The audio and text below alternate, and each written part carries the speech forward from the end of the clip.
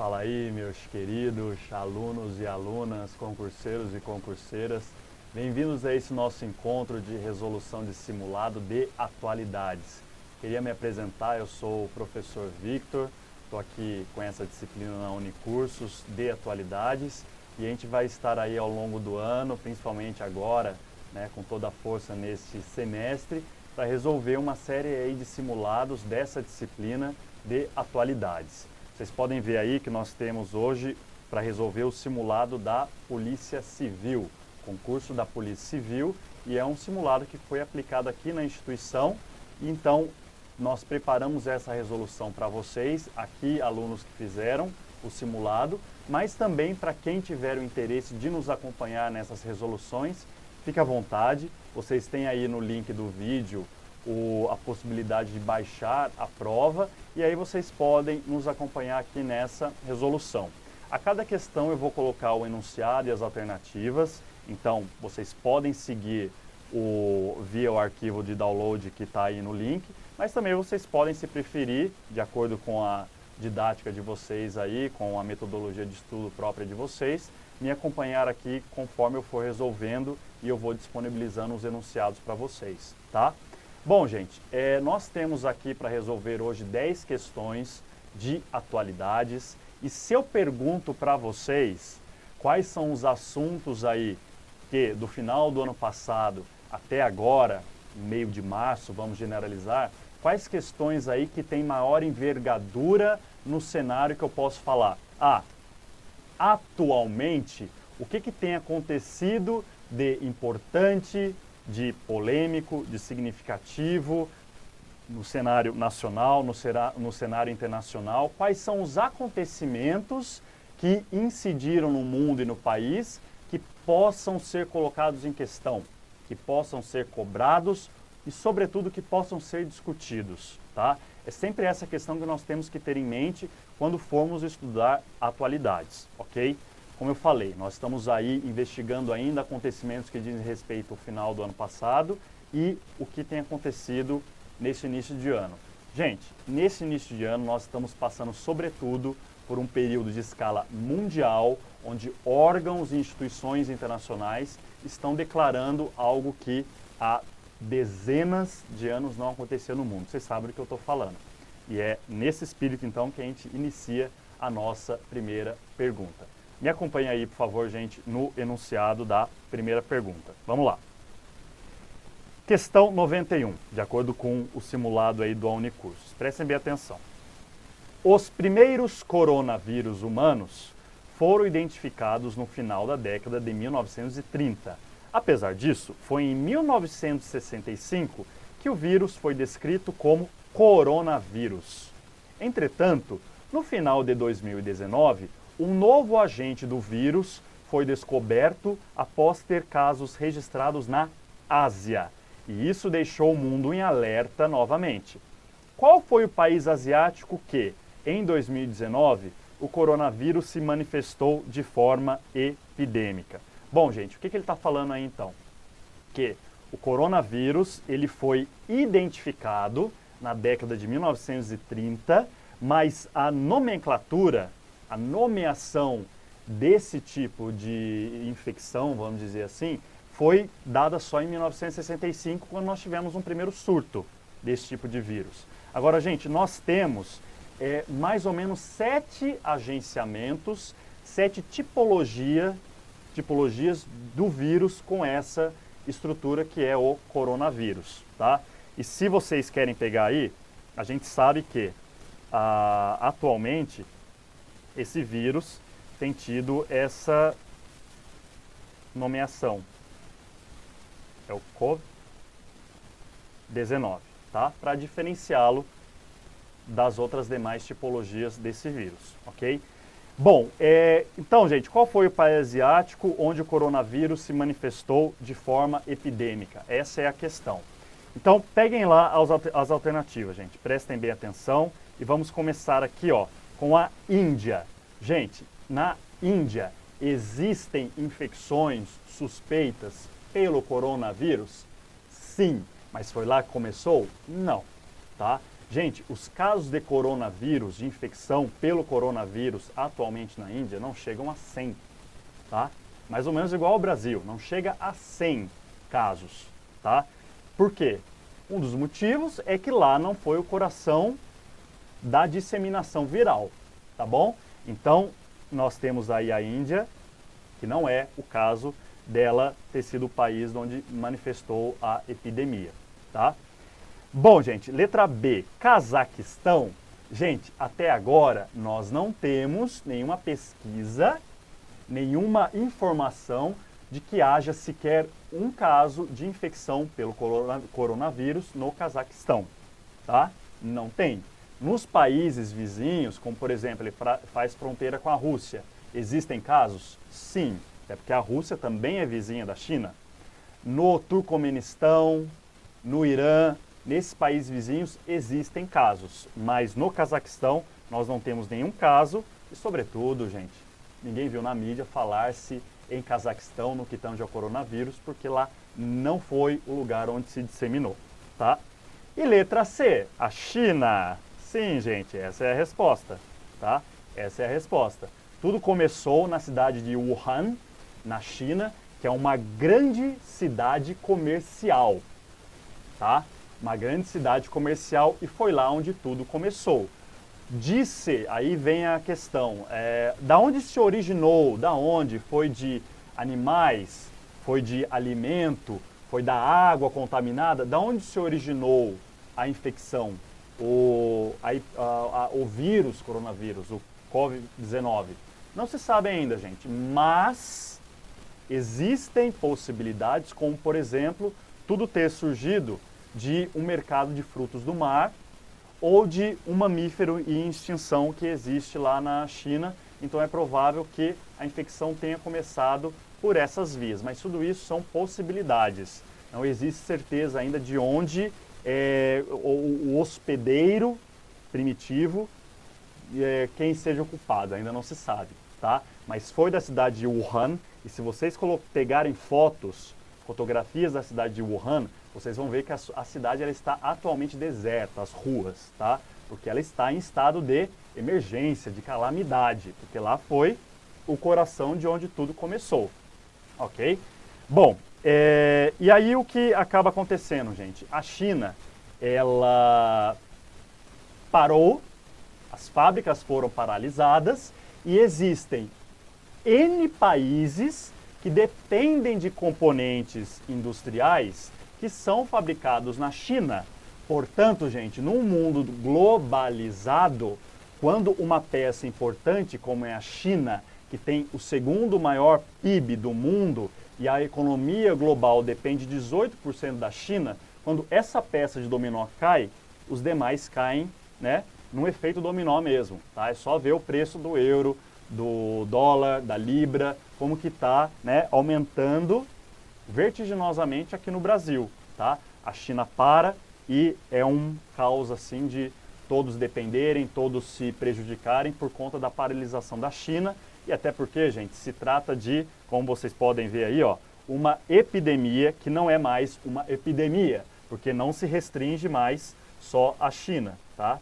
Então, ó, a gente tem uma epidemia que começou assim na China, mas agora se trata, como a OMS falou essa semana, se trata de uma pandemia, tá? Porque pan, né? Jogos pan-americanos, jogos que envolvem toda a América, pan-americanos. Aqui é uma pandemia que já envolve o mundo todo. E, gente, só vamos ver aí então. Letra D, Japão. Se vocês pegarem os casos de infecção por coronavírus no Japão, não chegam nem a 1000, tá? Tá na escala assim de 700 e pouco, quase 800.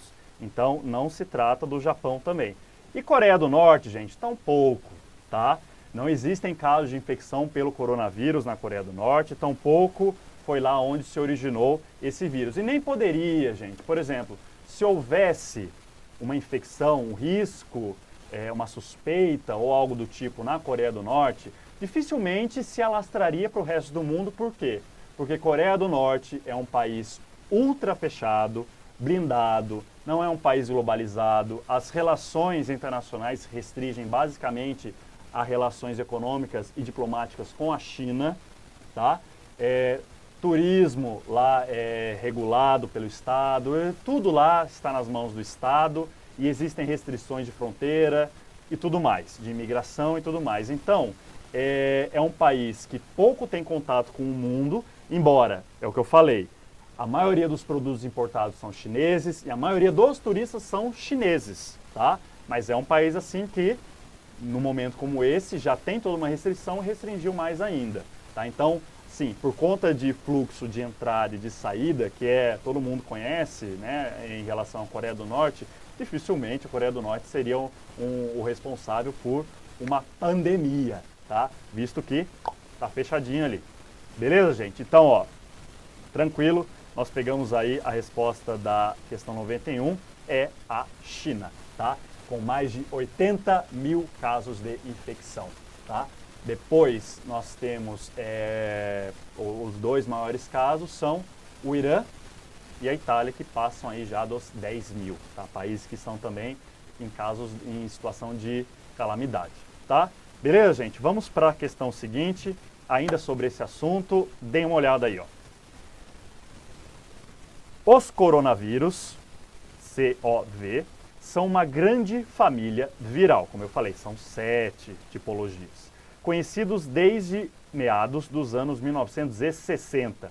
Os coronavírus comuns que infectam humanos são alfa-coronavírus 229E, ENL63 e beta-coronavírus OC43, HKU1.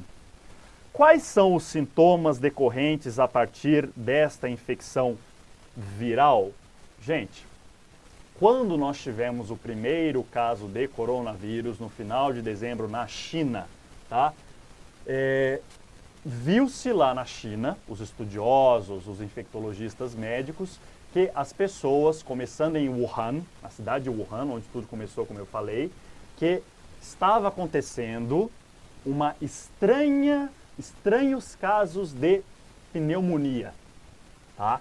Estranhos casos de pneumonia que eram diferentes dos casos de uma gripe comum, tá? Então, gente, tenham sempre isso em vista. Os sintomas do coronavírus são como os da pneumonia, tá? Tosse, febre e dificuldade de respirar. Muito mais agudo, né? Agora, gente, esse estranhamento, tá, foi ocasionado lá na China e preocupou todo mundo, até porque se alastrou, como nós estamos vendo aí. Então, vejam lá, quais são os sintomas decorrentes a partir dessa infecção viral? E aí vejam aí as alternativas. Infecções respiratórias em humanos e animais. Talvez, gente, vocês possam ter um estranhamento quando o enunciado coloca humanos e animais. Mas olhem a dica que eu falei para vocês. Dentre as possibilidades que os estudiosos estão cogitando de onde tenha surgido, originado a infecção, quais são os hospedeiros que transmitiram para os humanos, que eu falei, mercado de frutos do mar ou mamíferos em extinção. Portanto, existe a infecção no caso de humanos, mas também de animais, uma vez que as possibilidades de ter sido originado de animais é muito grande, mamíferos, ou né, frutos do mar e tudo mais. Gente, então, ó, vejam lá, essa alternativa, letra A, parece ser a alternativa correta, tá? Porque eu falei da pneumonia. Pensou em coronavírus, COVID-19? Pensem nos sintomas em casos semelhantes aos da pneumonia. E a pneumonia, ela dá esse quadro de sintomas aí no que tange a infecções respiratórias. Mas vamos ver as outras, gente, olha lá. Erupções e pústulas na pele. Não, em nenhum caso que nós temos aí de infecções ao redor do mundo tem erupções, pústulas, inflamações na pele, até porque não é o caso, a gente está falando de uma infecção viral e não de protozoário ou de bactéria, tá? É um vírus. Letra C. Ulcerações no aparelho gastrointestinal. Não, gente, pneumonia, tosse, febre e dificuldade de respirar não tem nada a ver com úlcera no aparelho gastrointestinal. Letra D, inflamação nas vias excretoras, como se fosse uma hemorroida, também não, tá? É pneumonia, gente. E letra E, nenhum dos sintomas listados acima, também não, porque tudo indica que essa aqui é a correta, porque se trata de infecções respiratórias em humanos e animais. Portanto, a alternativa correta é a letra A. Tá bom? Gente, então, ó, essas duas questões aí são as questões que nós preparamos para vocês para versar sobre o tema do coronavírus, tá? A possibilidade de vocês se depararem na hora de um concurso com uma questão sobre o coronavírus é gigante, tá? Nós estamos lidando com concurso, não estamos lidando com Enem, né, que é tudo muito incerto, não, é concurso, tá? A possibilidade é muito grande, ok? Então, vamos tocar o barco aí, gente, vamos para a próxima questão. É uma questão sobre a polêmica que surgiu no início do ano, bem início do ano, né, dia 2 de janeiro, sobre a morte, ou vamos colocar assim, o assassinato de uma grande personalidade iraniana por parte dos Estados Unidos no estado do Iraque, tá? Estados Unidos e Irã, a partir de um acontecimento no Iraque, país vizinho do Irã, onde os Estados Unidos já teve uma presença lá durante anos. Vamos lá, gente, foi enunciado, olhem lá. Na noite do dia 2 de janeiro, um ataque aéreo comandado pelos Estados Unidos a um aeroporto de Bagdá, no Iraque, capital do Iraque, matou uma liderança importante da República Islâmica do Irã. Assinale a alternativa que corresponde com a liderança morta no ataque em questão. Bom, gente, é o que eu falei, dia 2 de janeiro, houve um atentado, tá? Se é terrorista ou não depende do ponto de vista, né? Mas olha, houve um atentado, uma represália por parte dos americanos em relação à República Islâmica do Irã. O que aconteceu, gente? No dia 31 de dezembro, mais ou menos, houve um ataque, uma agressão contra a embaixada dos Estados Unidos no Iraque, em Bagdá, por parte de milícias iraquianas que tinham ligações com o Irã. Tá? O que os Estados Unidos raciocinou? Que, como foram milícias iraquianas com relações com a República Islâmica do Irã, esse ataque foi pensado, foi orquestrado pelo Irã. Tá? Então, como reação, como represália, houve esse atentado no aeroporto de Bagdá, que matou uma liderança importante do Irã. Tá? E a pergunta, gente, olha lá, quem foi essa liderança que foi morta nesse atentado, nesse ataque aéreo feito por um drone americano, tá? Porque ainda existe uma presença americana lá nos Estados Unidos, depois de um longo período, né, de guerra no Iraque, que resultou na prisão e na sentença de morte, porque foi entregue a grupos opositores do presidente Saddam Hussein. Então, nós temos aí essa situação. Ora, você tem ainda uma relação estranha, complicada do Iraque com os Estados Unidos, parte do Iraque, e parte do Iraque, por ser o segundo país xiita do mundo, tem relações com o Irã. Mas vamos lá, gente. Quem foi a liderança morta nesse ataque? Letra A. O líder supremo Ali Khamenei. Gente, não, tá? Não foi o líder supremo que foi morto neste ataque, tá? Até porque, se tivesse sido o líder supremo, uma guerra entre os dois países eu acho que já estaria aí em curso, em acontecimento, tá? Porque quem é, gente? Olha lá, quem é o líder supremo? O próprio nome já diz, é a maior liderança da República Islâmica do Irã, tá? É chamado de Ayatollah, ok? E é um país xiita, eles acham que o governante político, o maior governante político de um país, também tem que ser a maior o maior governante também no sentido religioso. Então ele é governante político e governante religioso, ok? E tudo indica que ele descende de uma linhagem que remonta até os tempos do profeta Muhammad, ou profeta Maomé. Então, se tivesse sido ele, os rumos das coisas no que tange a relação entre Estados Unidos e Iraque estaria bem diferente. Bom, letra B, o presidente Hassan Rouhani, também não. Tá, gente? Também não, e eu acredito que se tivesse sido o presidente, que está abaixo do líder supremo, mas mesmo assim tem uma importância muito grande ali no funcionamento da República Islâmica do Irã, a coisa teria sido muito mais séria, mas não foi o presidente. O vice-presidente Ishaq Jahangiri, também não foi o vice-presidente. E letra D, gente, o general Qassem Soleimani, exatamente, letra D, foi esse general, tá? E qual que é a questão desse general, gente? Ele faz parte de uma guarda islâmica maior do Irã, que é uma guarda militar, militarizada, e ao mesmo tempo tem uma orientação religiosa que é o islamismo xiita, tá? Gente, quando eu falo islamismo xiita, nós temos que nos lembrar de como que o islamismo, os muçulmanos, se dividiram. Basicamente é muito mais complexo que isso, gente, mas basicamente nós estudamos o quê?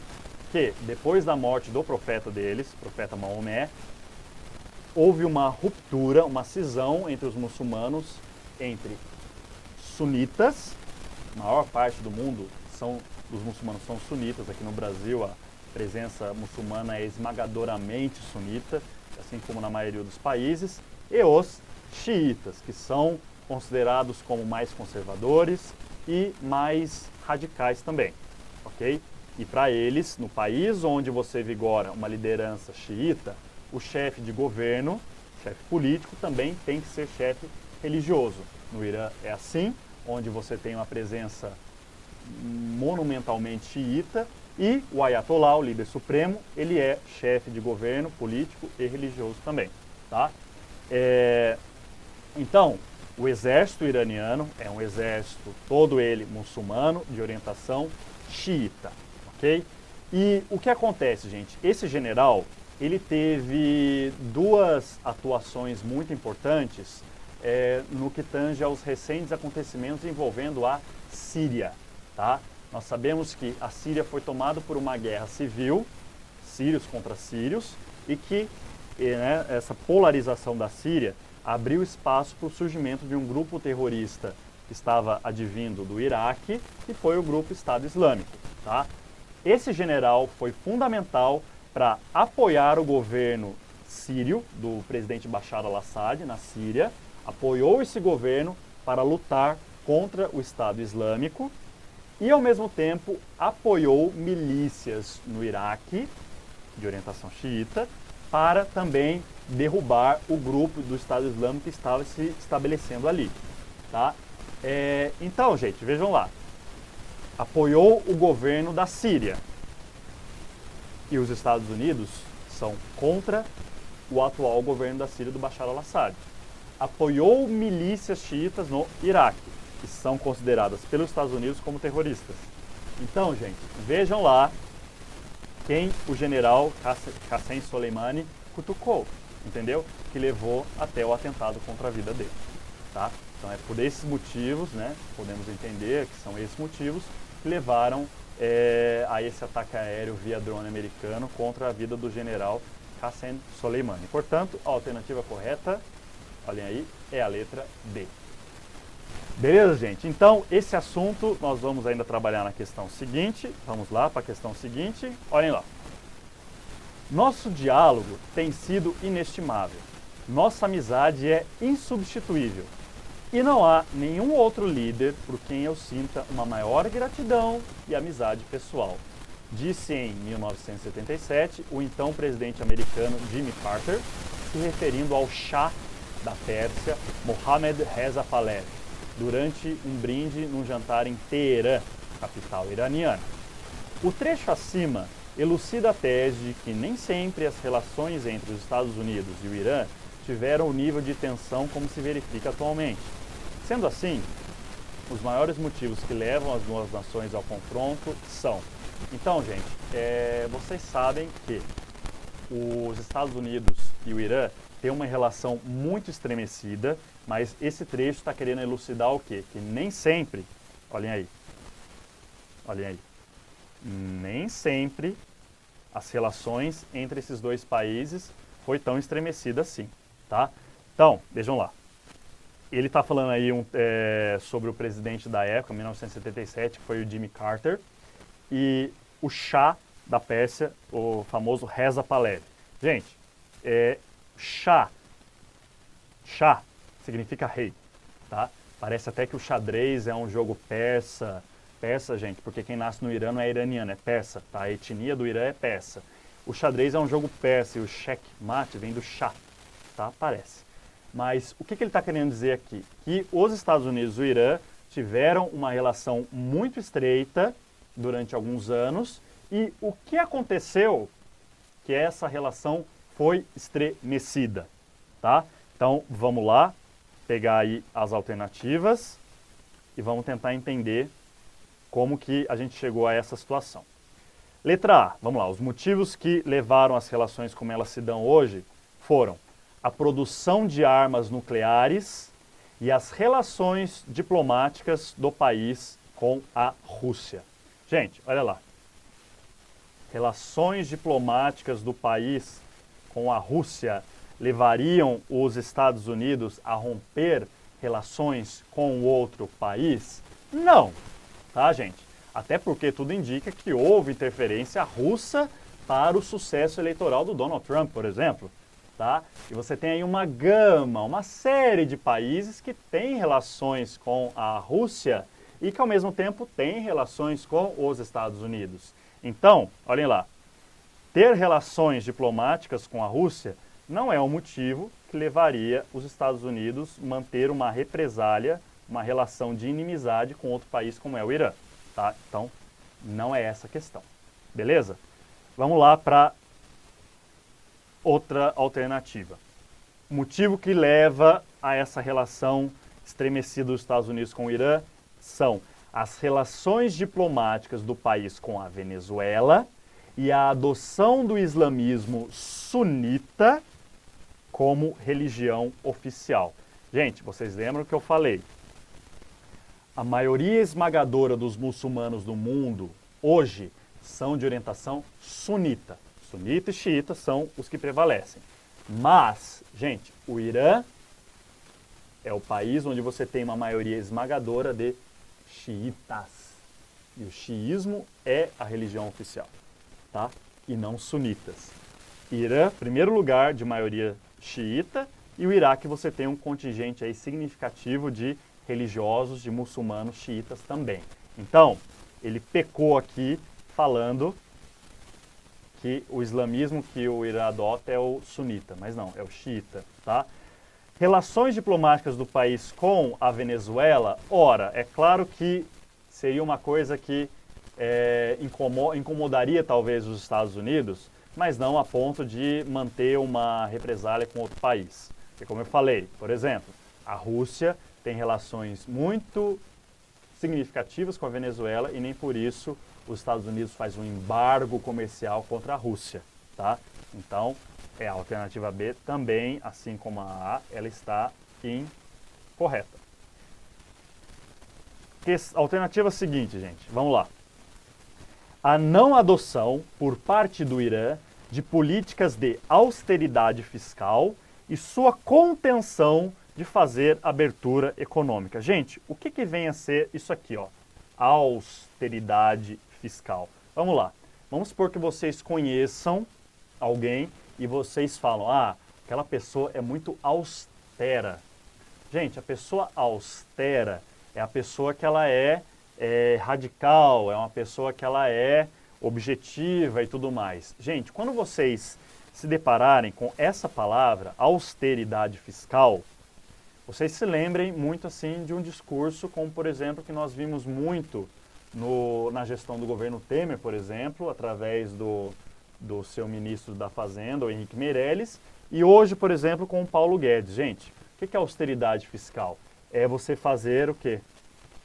Cortes de gasto, tá? Você fazendo cortes de gasto, você deixa o país mais leve no sentido de despesas e os investidores conseguem entrar e fazer investimento naquele país, tá? Mas, gente, no caso do Irã, ele tem toda uma represália, ele tem todo um embargo feito pelos Estados Unidos, tá? Que não levaria a uma necessidade de para se inserir na globalização de atrair investimentos estrangeiros, tá? Então o motivo não é esse. E, sobretudo, e sua contenção em fazer abertura econômica, tá? Como o Irã não tivesse intenção de fazer abertura econômica. Ora, gente, isso nós podemos colocar como algo razoavelmente verdadeiro. Por quê?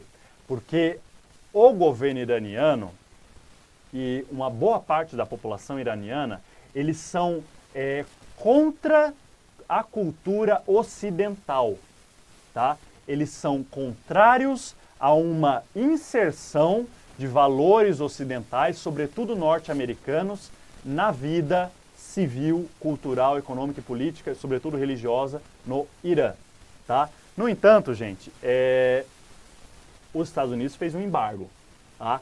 Então, se o Irã quer ou não fazer abertura econômica, é uma coisa difícil se você tem um embargo. Mesmo caso de Cuba, tá? Enquanto você tem lá o embargo, fica difícil fazer uma abertura econômica, se abrir para outros países. Mas, de novo, o Irã, por exemplo, tem relações com a China, tá? China, né, é o grande amigo da galera aí, beleza? Então, peguem lá, gente. Não é, então, portanto, essa alternativa também. O motivo não é do Irã não fazer políticas de corte de gasto, de ajuste fiscal ou de austeridade fiscal. D. O conluio do país do Oriente Médio, o Irã, com o Estado Islâmico e com o exército de Israel. Ora, gente, eu falei para vocês na questão anterior que o general Qassem, que foi morto por um drone americano, ele ajudou a combater o Estado Islâmico na Síria e no Iraque. Tá? Então não houve um conluio, tá? Ou seja, uma parceria do Irã com o Estado Islâmico, sobretudo porque, gente, o Estado Islâmico ele era um grupo que se afirmava como sendo sunita, tá? E não xiita. Portanto, não poderia haver um conluio, uma parceria do Irã xiita com o grupo radical se afirmando sunita, ok?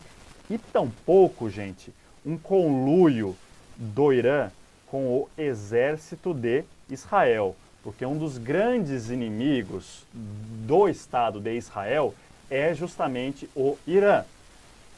Isto é, existe uma relação também estremecida entre Irã e Israel. Gente, a pessoa que entra no Estado de Israel e depois vai para o Irã, ela sequer entra, ela sequer passa da imigração, ok? E vice-versa também é o que dizem, tá?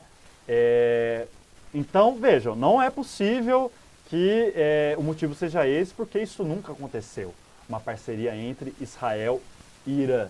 É porque Israel e o Irã já se meteram em confrontos várias vezes depois da criação do Estado de Israel. Portanto, não pode ser, não é possível que seja também a alternativa de letra D. E letra E, olhem lá, o conflito natural e inevitável entre a Revolução Islâmica, de um lado, e da arrogância americana com desejo de hegemonia global. Gente, essa Revolução Islâmica, ela aconteceu no ano de 1979, tá? Vocês viram que lá, no trecho anterior, olhem lá, ele está falando das relações que haviam entre os Estados Unidos e o Irã em 1977. E aí o que aconteceu?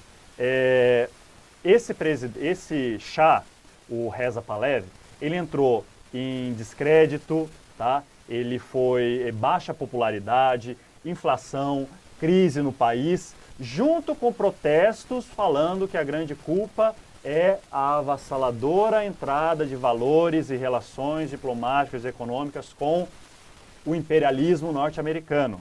Então, isso fez com que o Shah Reza Pahlavi fosse derrubado e foi feita então uma revolução islâmica, tá?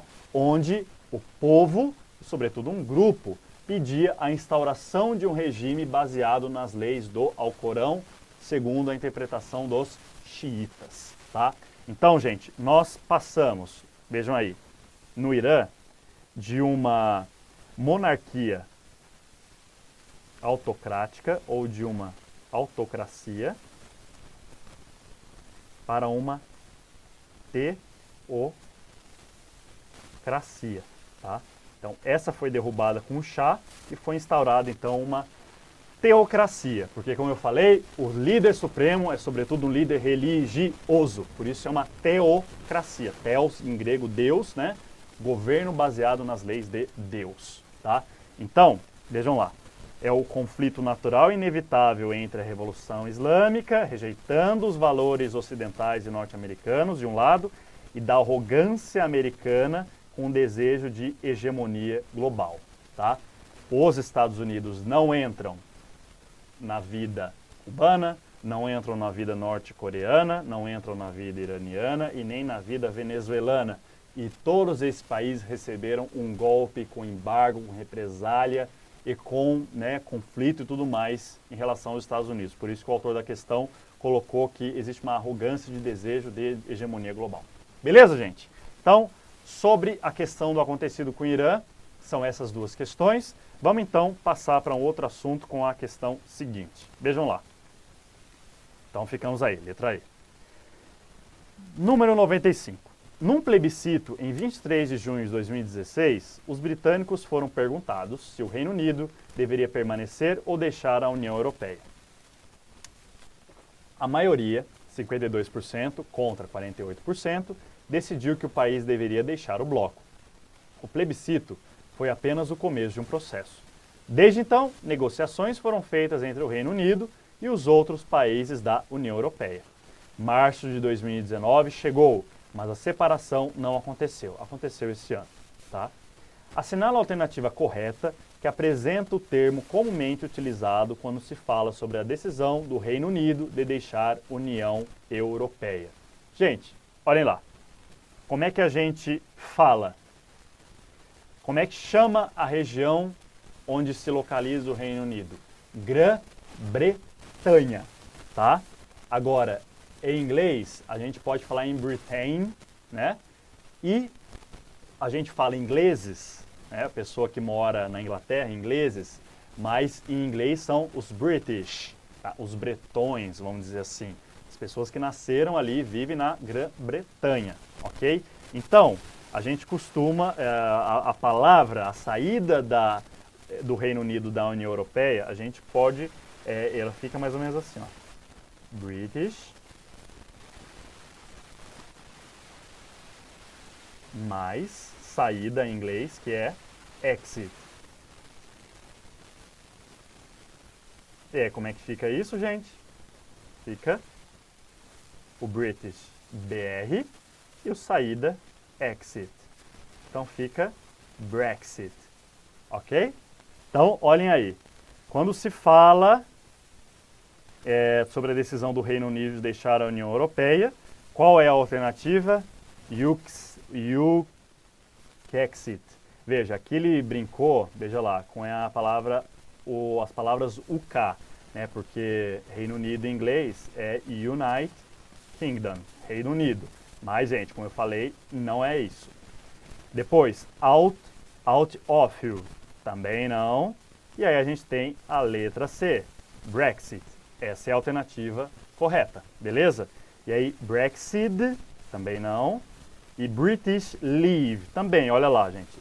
É a saída ou a retirada inglesa, mas também não é, até porque é uma coisa longa, né? Então eles escolheram uma abreviação, uma nomenclatura que é o Brexit. Tá? Isso aí está na ordem do dia, né? Jornais, já tem documentários e tudo mais falando sobre isso. Então a alternativa correta é o Brexit, ok?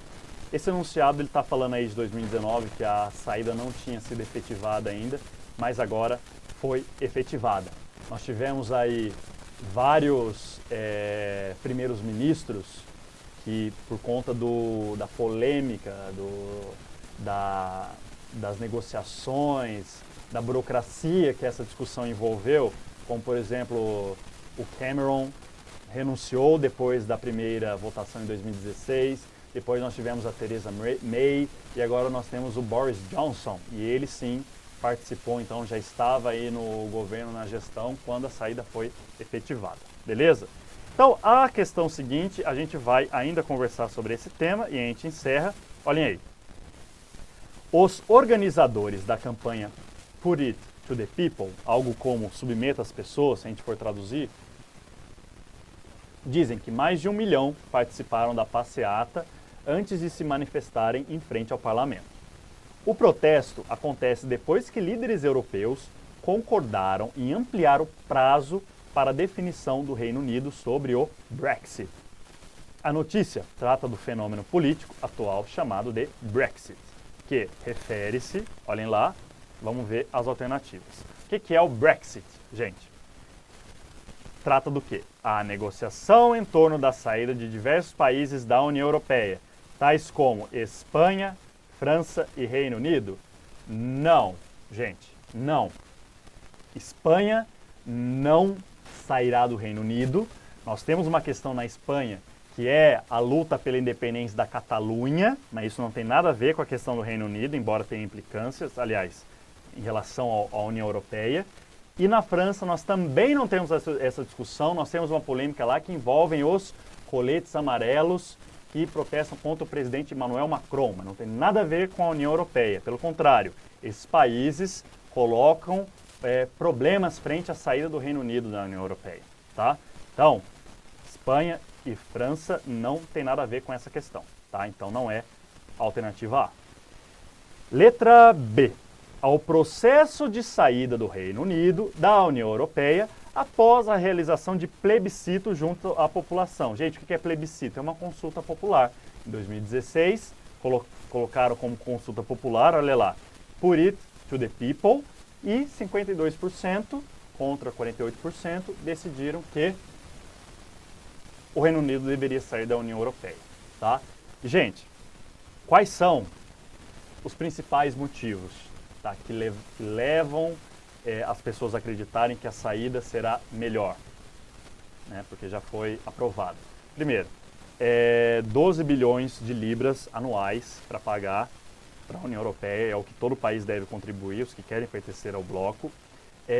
A questão de imigrantes custam caro para o Reino Unido e aí eles deixam de investir em estrangeiros que podem ir lá e contribuir com o país, com o desenvolvimento e investimento do país. Então, os principais motivos são esses, né? E também criar novos acordos que não precisem passar pela burocracia do Parlamento Europeu, tá? Os grandes motivos são esses. Mas assim, se nós pegarmos aquele cidadão comum que vota pela saída da União Europeia, o motivo maior é a questão da imigração, preconceito, xenofobia, ataque terrorista, tudo isso, beleza?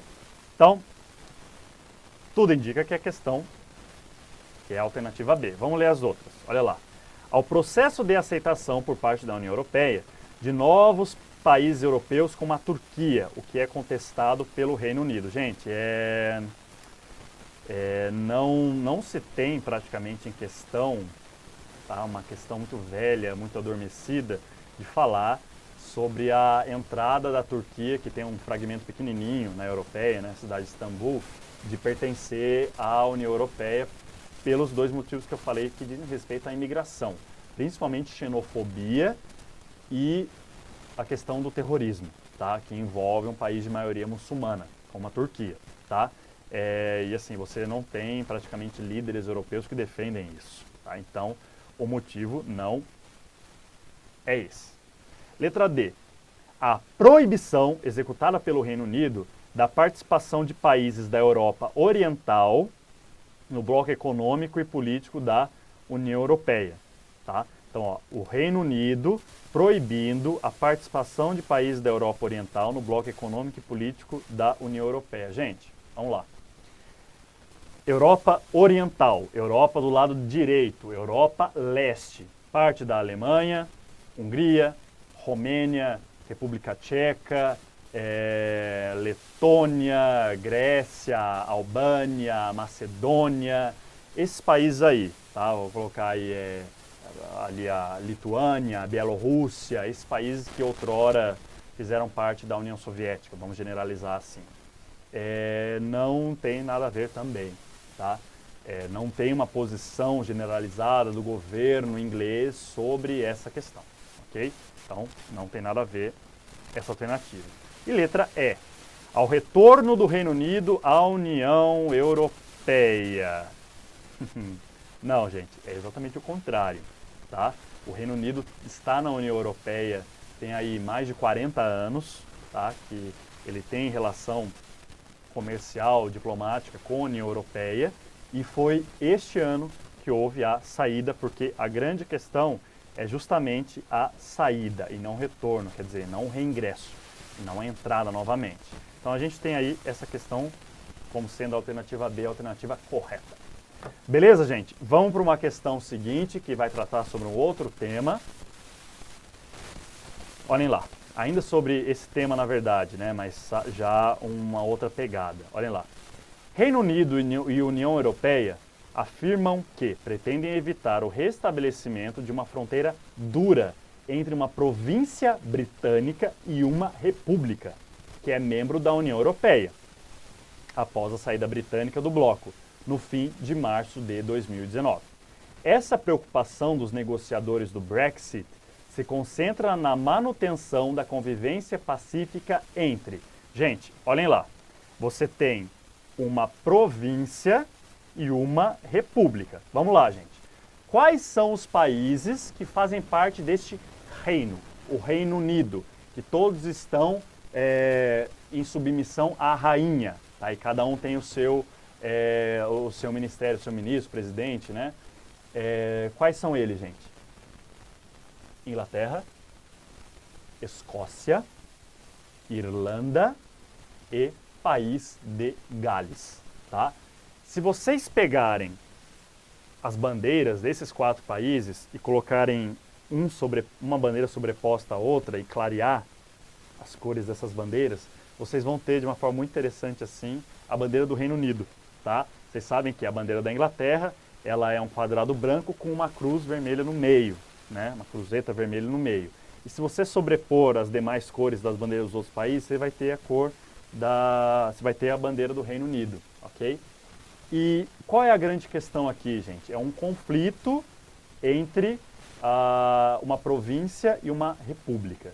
Gente, atrito ali naquela região da Grã-Bretanha só tem uma herança histórica de atrito entre um membro da União Europeia, do Reino Unido, perdão, que é a República da Irlanda, com uma província pequena em cima, que é a Irlanda do Norte, tá?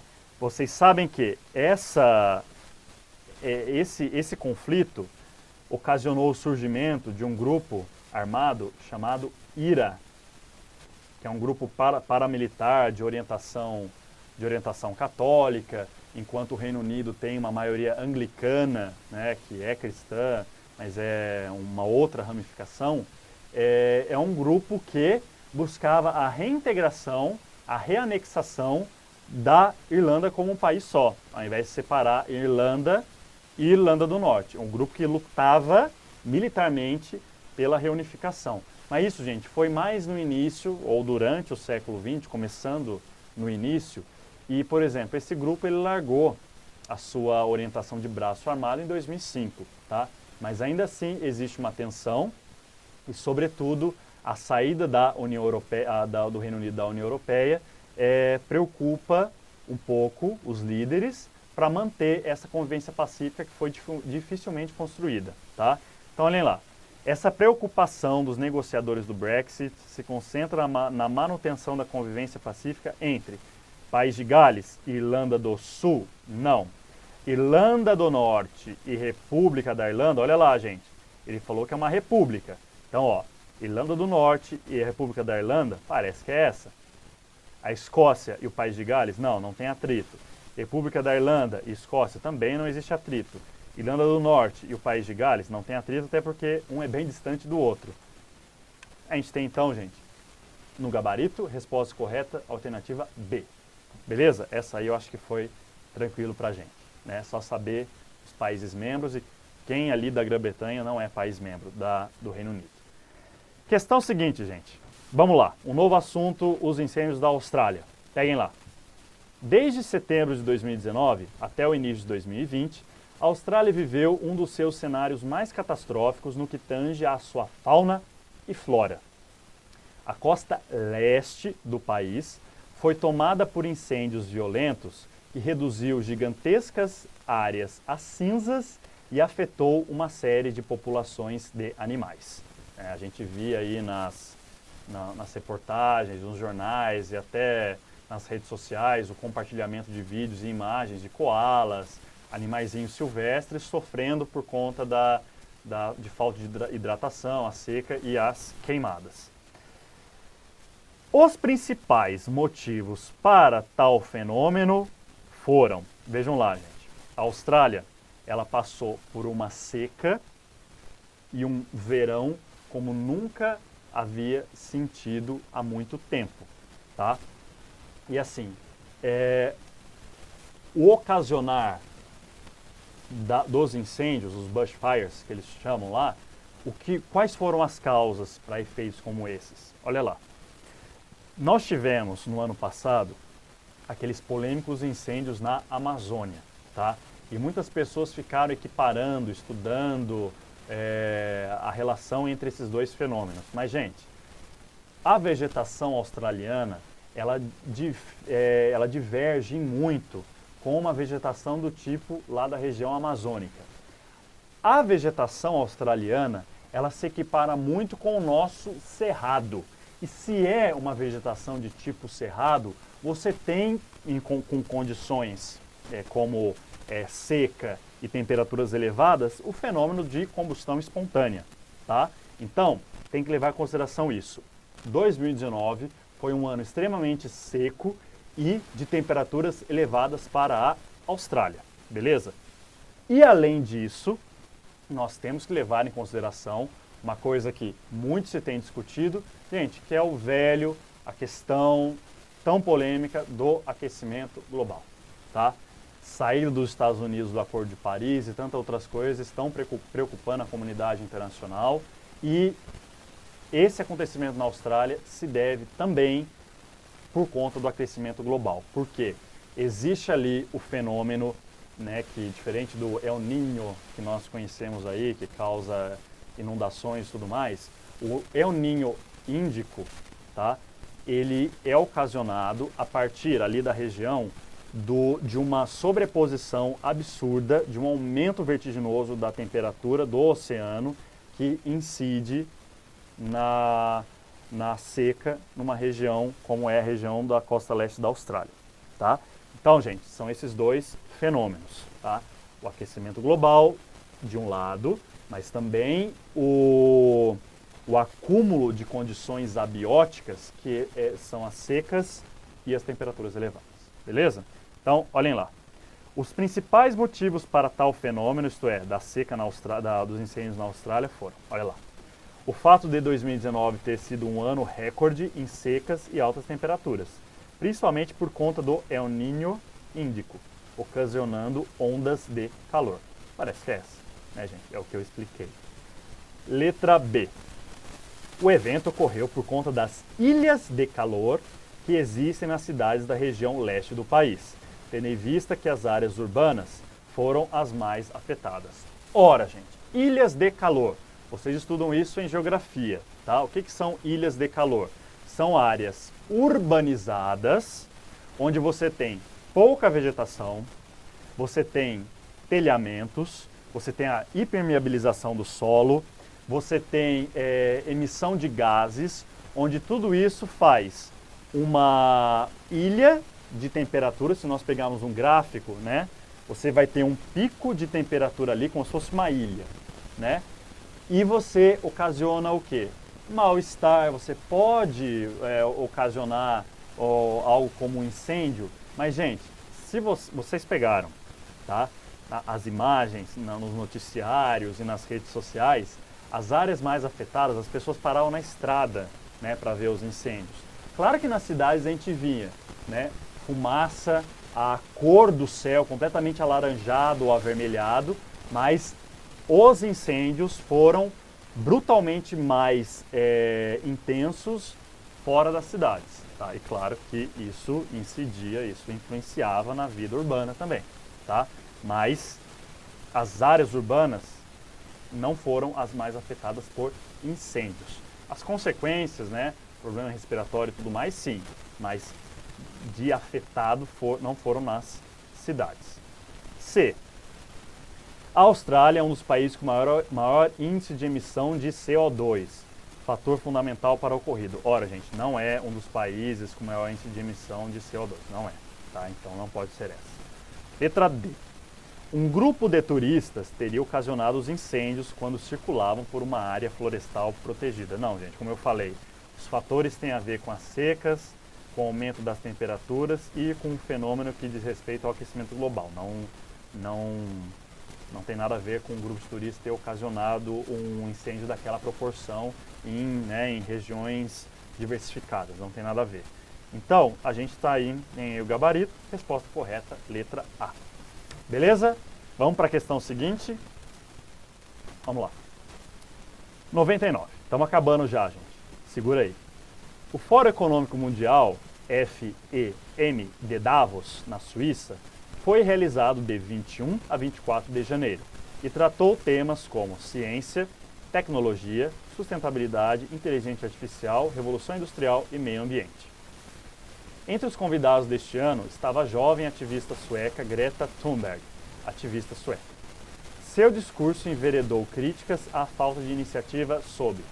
Bom, gente, a gente tem então essa personalidade aí que ficou tão famosa no mundo, que é a Greta, tá? Ela se encontrou com uma outra jovem importante lá do Afeganistão, que é a Malala e tudo mais.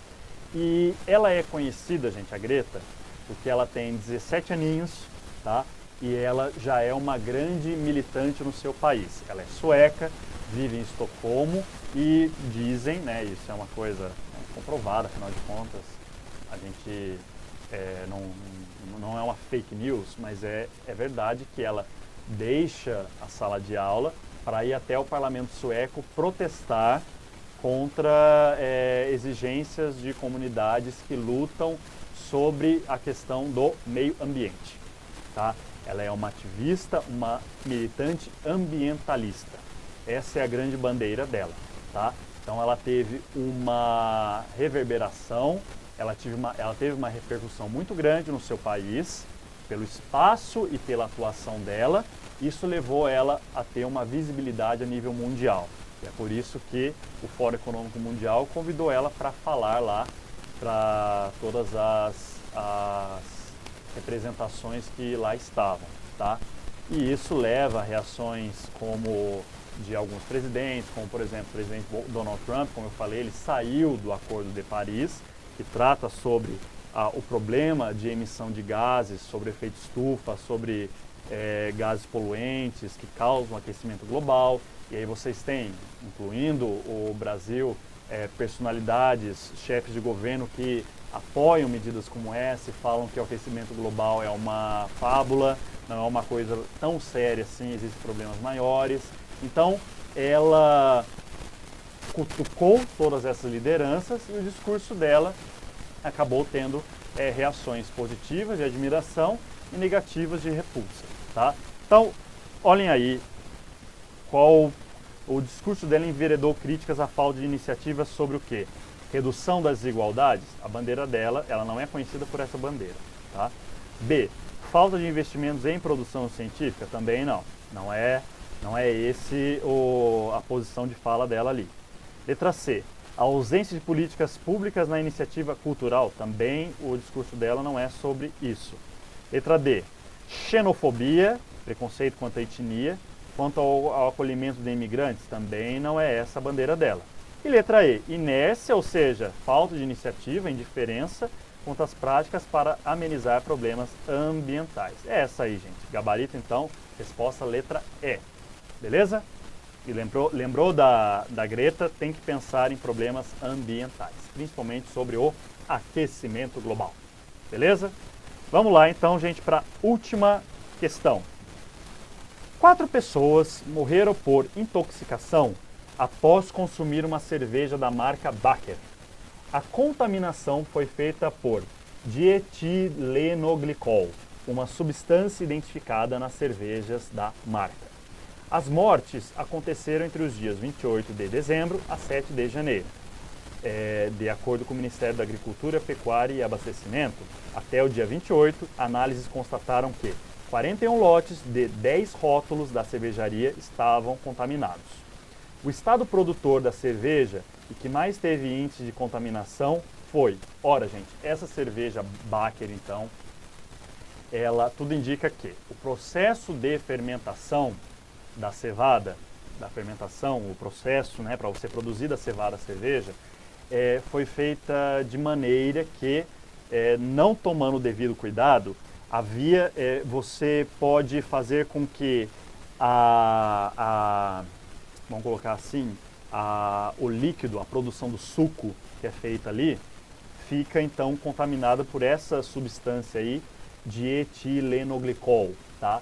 E assim, se vocês pegarem um vídeo que mostra o processo de produção da cerveja, existe um processo delicado para evitar com que a cerveja fique com essa substância em demasia ali na bebida, tá? Se você não toma cuidado com a fermentação, acontece o surgimento dessa substância que é altamente tóxica, tá? Nós temos casos na história, em outros países, Estados Unidos, Nigéria, Bangladesh, onde teve o mesmo problema, não necessariamente com cerveja, tá?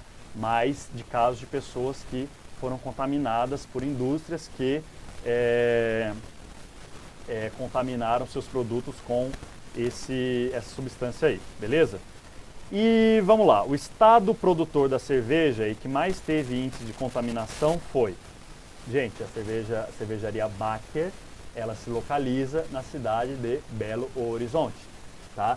Embora o primeiro caso assim, de contaminação veio de Juiz de Fora. Mas, gente, Juiz de Fora, Belo Horizonte, estão localizados no estado de Minas Gerais.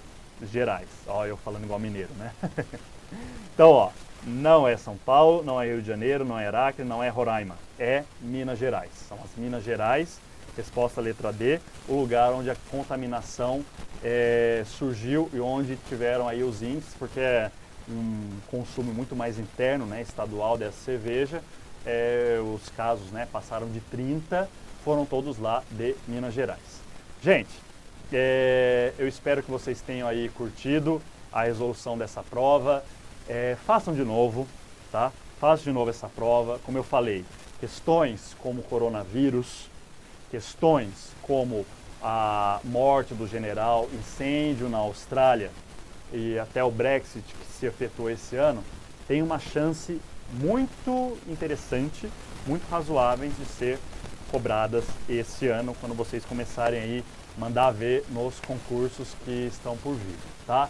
Gente, a gente vai se encontrar mais vezes aqui na Unicursos para resolver as provas. Nós temos aí mais simulados para resolver de sociologia, mas uma maioria esmagadora de simulados sobre atualidades. Então espero revê-los numa próxima oportunidade. Foi um grande prazer estar aqui com vocês. Então, um grande abraço, bons estudos, boa sorte aí nos concursos que virão aí pela frente, e a gente vai acompanhando vocês com carinho e desejando aí que vocês tenham sucesso nos resultados. Beleza? Um grande abraço e a gente se vê numa próxima. Valeu!